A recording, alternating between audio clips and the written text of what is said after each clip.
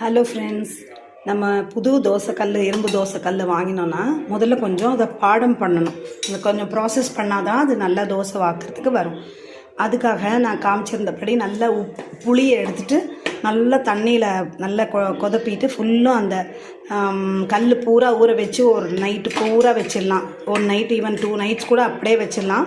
அதுக்கப்புறம் எடுத்துகிட்டு நல்லா அதை வாஷ் பண்ணிட்டோம்னா கலர் நல்லா மாறிடும், இந்த மாதிரி மாறிடும்.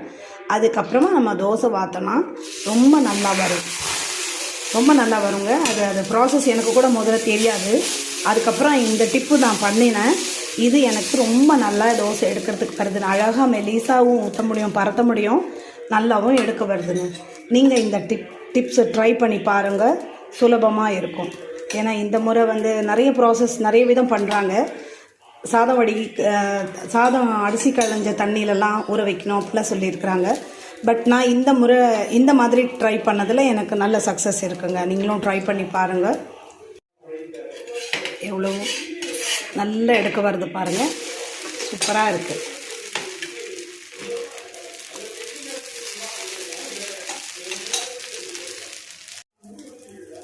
இந்த டிப்பு உங்களுக்கு பிடிச்சிருந்ததுன்னா லைக் பண்ணுங்கள், கமெண்ட் பண்ணுங்கள், சப்ஸ்கிரைப் பண்ணுங்கள் ஃப்ரெண்ட்ஸ். தேங்க்யூ.